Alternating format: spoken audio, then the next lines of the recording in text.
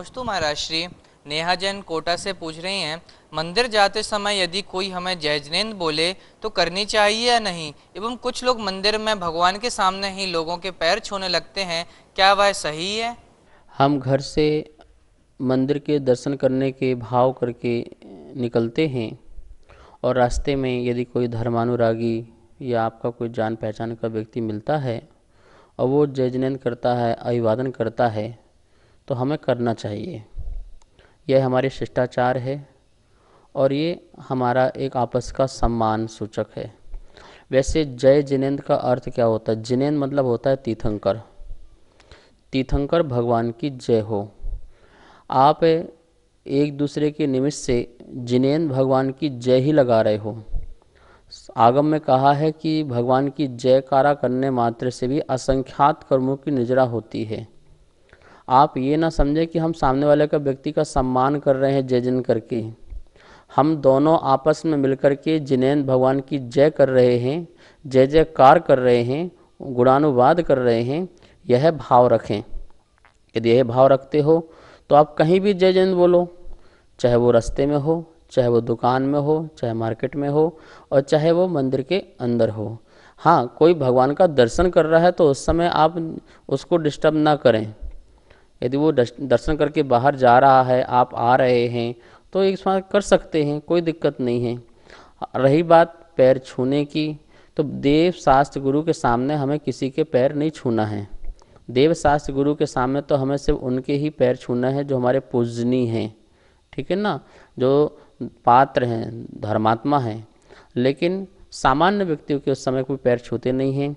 भगवान के सामने, गुरुओं के सामने, शास्त्र के सामने हाँ, आप उनको सम्मान सूचक जय जिनेंद्र करना चाहो तो कर सकते हैं, क्योंकि जय जिनेंद्र करने में तो भगवान की जय ही जयकारा हो रही है। उसमें तो असंख्यात गुणी निर्जरा कर्मों की हो रही है। यदि आपको जिनेंद्र के प्रति यदि उस समय भाव है, उस समय आपके भाव वासन में जिनेंद्र भगवान हैं, तो वहाँ पर तो अपने कर्मों की निर्जरा ही होती है। इसलिए जय जिनेंद्र बोलने में, कहने में कहीं कोई दिक्कत नहीं है। मात्र पैर छूना गुरुओं के सामने, भगवान के सामने, ये उचित नहीं है। उस पर तो अपन लोग थोड़ा सा सावधानी बरतें। नमोस्तु महाराज श्री।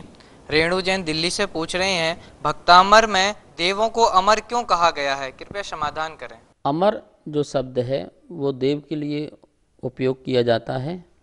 मर मतलब होता है मरना, और जो मरे ना उसे कहते हैं अमर। तो देव का अकाल मरण नहीं होता है। जितनी भी उनकी आयु होती है वो अकाल मरण वाले जीव नहीं होते हैं।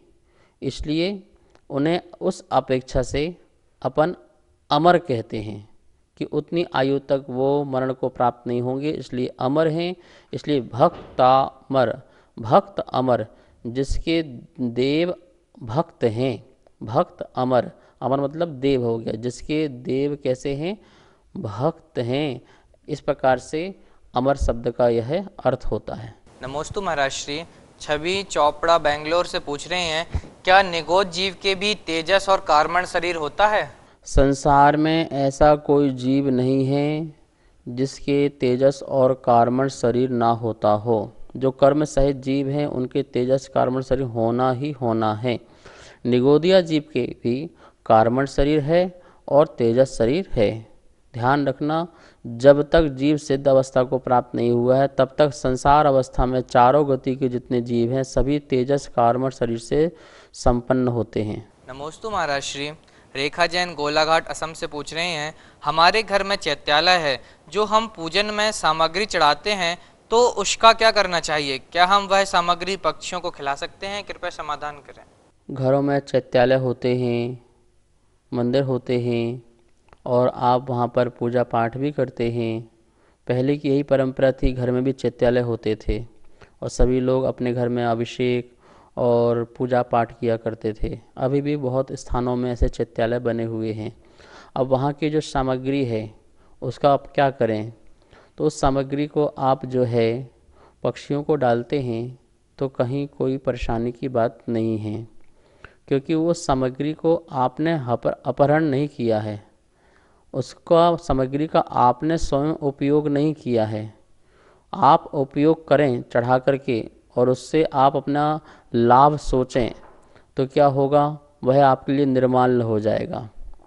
ध्यान रखना, जैसे मंदिरों में भी यदि आप सामग्री जो आप छोड़ते हैं तो वो आपके लिए निर्माल्य है। वहाँ पर जिसके लिए आपने उठाने के लिए व्यवस्था बना रखी है उसके लिए तो माल्य है, क्योंकि वो चोरी तो नहीं कर रहा है, अपहरण तो नहीं कर रहा है। निर्माल्य किसे कहते हैं? जो अपनी वस्तु नहीं है और उसे आप चोरी करो, उसका आप अपहरण कर लो, जिसमें आपका अधिकार नहीं रह गया है और उसमें आप अपना अधिकार जमाओ, तो वो कहलाता है निर्माल्य। लेकिन जिसका आपने अधिकार दे रखा है, जैसे मंदिर के माली होते हैं, मंदिर के पंडित होते हैं, उनको आपने अधिकार दे रखा है, तो उनके लिए तो माल है, वो निर्माल्य नहीं है। पर आपका अधिकार समाप्त हो गया है, इसलिए आपके लिए वो निर्माल्य है। अब रही बात पक्षियों के लिए, तो आपकी व्यवस्था वहाँ पर माली की नहीं है, तो आप अपने पक्षियों को दे देते हैं वहाँ पर दाना, तो कोई दिक्कत नहीं, ये तो उपकार की बात है। आप उसको थोड़ी ग्रहण कर रहे हैं और ना ही किसी का अधिकार को छीन करके आप उसका उपयोग कर रहे हैं। तो उसमें पक्षियों को आप दे देते हैं, चावल आदि जो भी सामग्री है डाल देते हैं, तो इसमें कोई हानि की बात नहीं है। नमोस्तु महाराज श्री। संगीता जैन इंदौर से पूछ रहे हैं, गवार पाठा अर्थात एलोवेरा साधारण वनस्पति है, आपने बताया, पर ये तो जमीन के अंदर नहीं होता, ऊपर होता है, तो साधारण वनस्पति कैसे हुआ? कृपया समाधान करें। जो जमीन के अंदर होती हैं वही साधारण वनस्पति होती हैं, ऐसा नहीं है। जमीन के बाहर भी ऐसी बहुत सारी वनस्पति हैं जो साधारण वनस्पतियां हैं, जिनके एक शरीर के अनंत जीव स्वामी हैं। इसलिए ये मत समझना कि जमीन के अंदर होने वाले ही साधारण वनस्पतियां कहलाती हैं।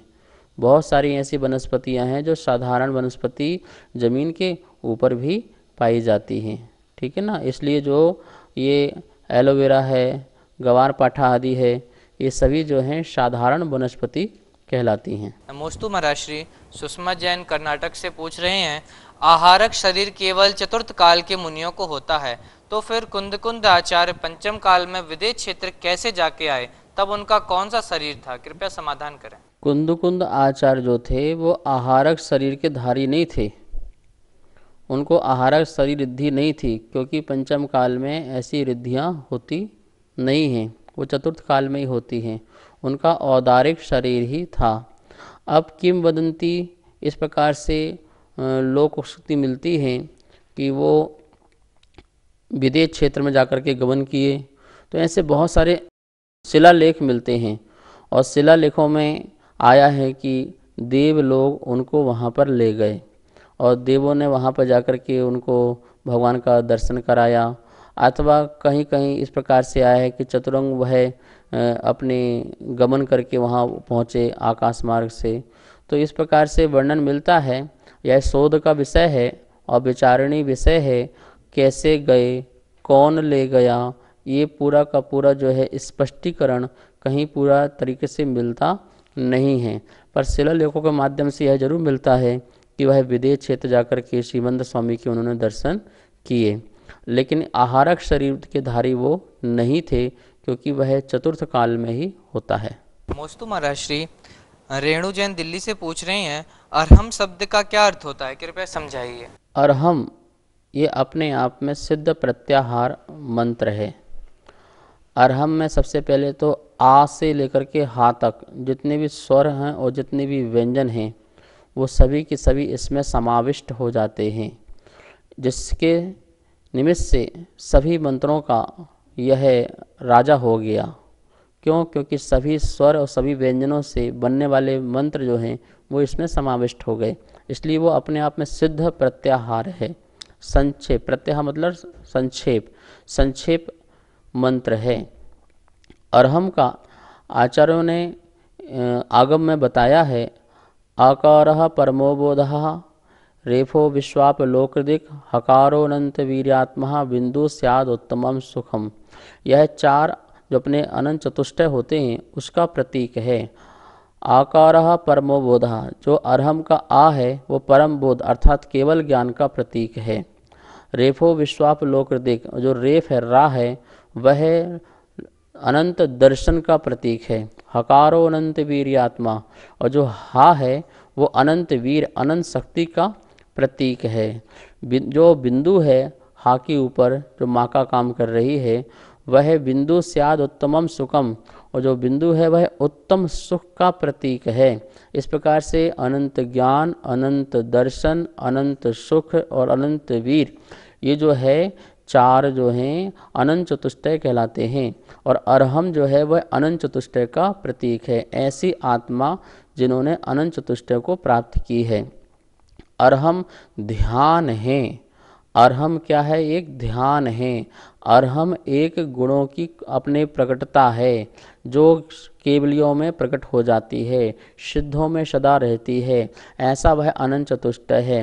तो हमें अरहम का ध्यान करना है। अरहम कोई योग नहीं है, अरहम एक ध्यान है जिसे ध्याना चाहिए। जय जिनेन्द्र। यदि आप सभी की कोई भी जिज्ञासाएं आगम संबंधित हैं, जैन धर्म से संबंधित हैं, तो कृपया नीचे चल रहे नंबर पर आप व्हाट्सएप के माध्यम से हमारे पास भेज सकते हैं, जिसका समाधान आगम के अनुकूल आचार्य श्री के श्रीमुख से किया जाएगा।